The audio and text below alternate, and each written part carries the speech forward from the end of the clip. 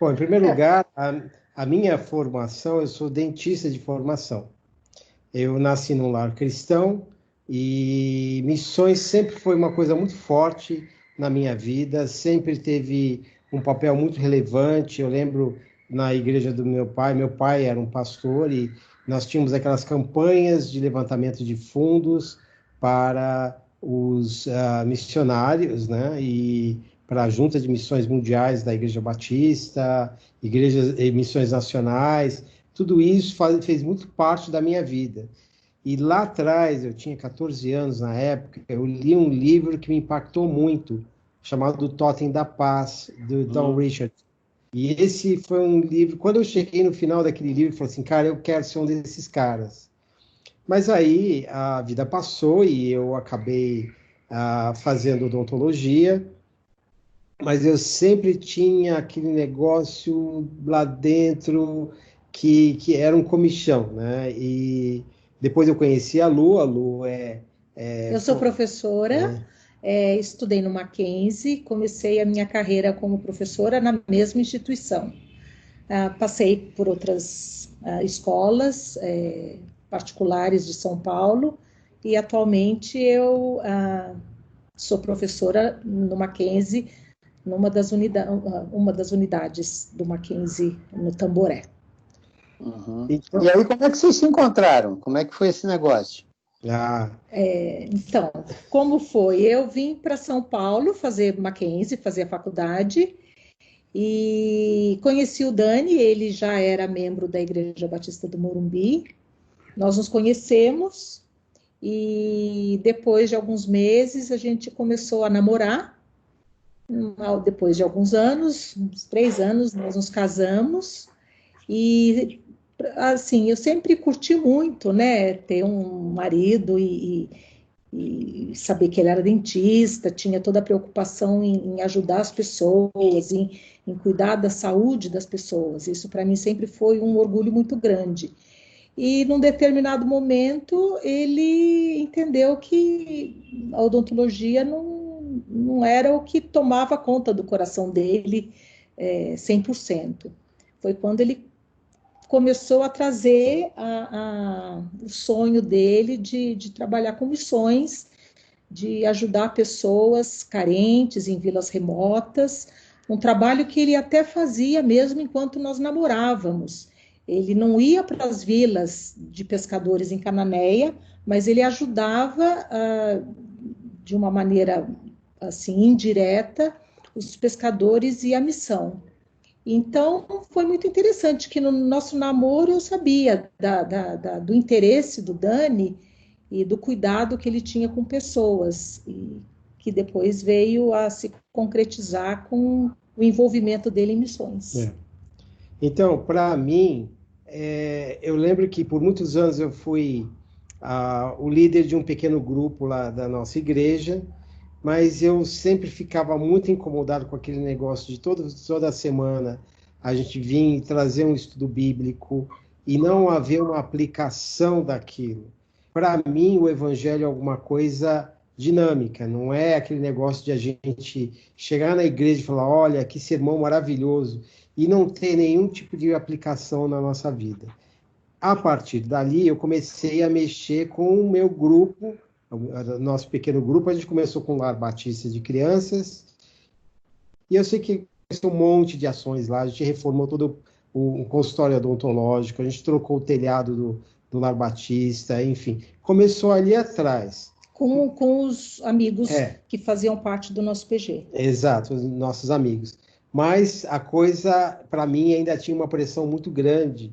E a partir de um determinado momento, eu comecei a realmente sonhar com algumas ações um pouco mais ousadas, com viagens de curta duração, né? Então, inicialmente eu pensava em índios, porque eu tinha aquele livro lá atrás que falava de índios e tinha o Miltinho, aliás, tem o Miltinho, que é nosso missionário entre os índios. E eu sonhava... temos a entrevista dele também.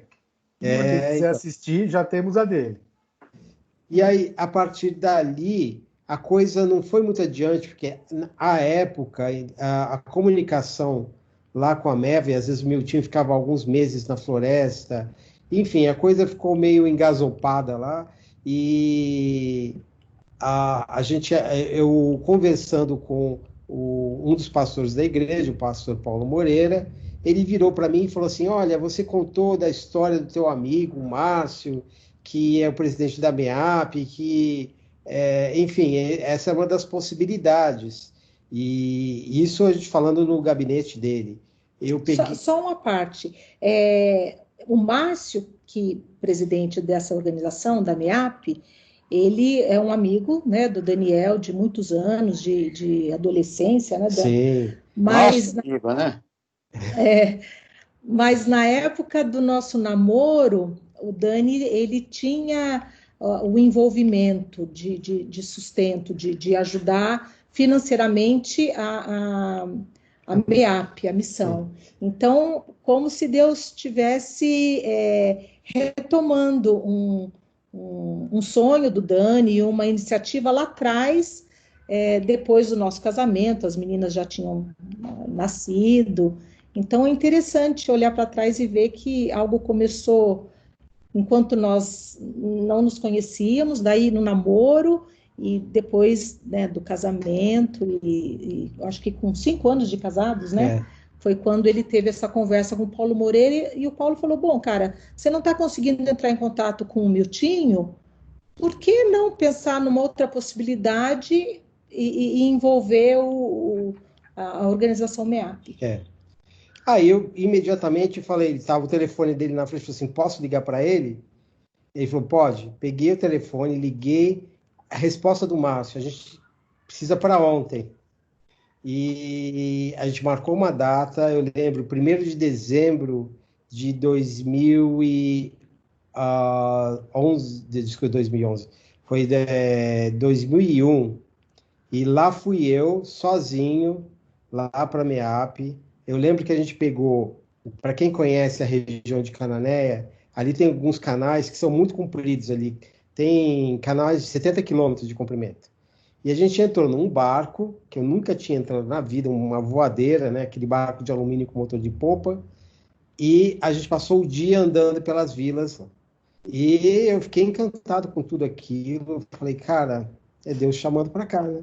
E teve uma vila em especial, que foi a Barra do Ararapira. Aquela vila foi uma vila diferente para mim. E ela é alvo do nosso trabalho até hoje. E teve também o Ariri, Marujá, Pontal, enfim, temos várias vilas ali que são alvo do nosso trabalho até hoje. A gente levanta as equipes e a gente trabalha com essas equipes em missão, e o interessante é que eu não vejo a MEAP como um fim, mas é um meio para mim, porque o fim para mim são os meus voluntários. Mas eu posso dar uma parte? Já tá porque, dando. na verdade, o Daniel foi sozinho, lá em 2001, 1º de dezembro, e ele sentiu que Deus estava chamando ele para algo diferente.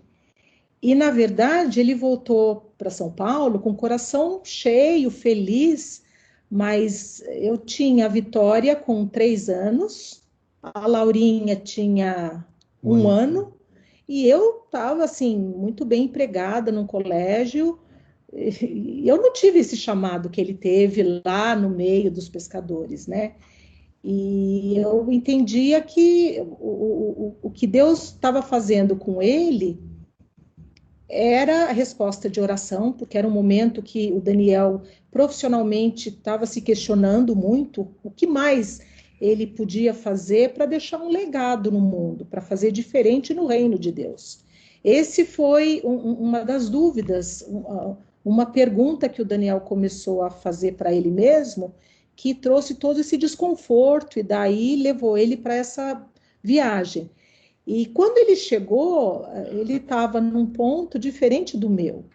E foi muito interessante que Deus, né, usando pessoas, usando a nossa situação, o dia a dia, foi mostrando que eu não estaria no campo com ele, fazendo as viagens, porque nós tínhamos as meninas pequenas e o meu trabalho, mas eu podia ser uma esposa missionária, professora, desenvolvendo meu papel em São Paulo, enquanto ele desenvolvia o trabalho dele como dentista, missionário. Então, Deus, ele atendeu um sonho do Dani, respondeu, mas ele respeitou também o que eu tinha, e nós entendemos que eu podia ser missionária em São Paulo, dando suporte para ele, eventualmente me envolvendo nas viagens missionárias, mas continuando em São Paulo no meu trabalho. Isso aqui é muito legal. E eu queria até esgotar um pouquinho esse tema, porque esse é um tema que nós descobrimos também na OM, que era muito importante. Muita gente tem dificuldade de fazer aquilo que Deus gostaria que fizesse, porque os recursos são poucos. Então, quando o recurso é pouco e há essa interação entre o casal, de que, olha, nós podemos servir a Deus usando o que nós temos de melhor e beneficiando o reino de Deus. Uhum. Quando há isso, e aí nós descobrimos dentro da OM que isso era muito legal e fazia com que os casais entendessem o seu chamado de uma maneira plena, né? Uhum. Que um poderia estar ajudando o outro no sentido de que, olha, enquanto eu estou no campo, você está ajudando, segurando a barra aqui na casa, né? Segurando as coisas que estão. E havia um consenso entre os dois de que essa era a vontade de Deus para os dois. Agora, quanto tempo levou esse negócio entre você ter esse sonho lá, de repente, na adolescência, até efetivamente você chegar no campo? Levou quanto tempo? Foi um bocado de tempo, porque eu tinha 14 anos, né? E foram facinho, uns 30 anos aí. Verdade. Talvez seja legal fazer. Você começou a sonhar com 14. Em algum momento você falou, não, eu preciso fazer. Quanto tempo? E do preciso fazer a começar a fazer, mas quanto tempo, Dani? Então,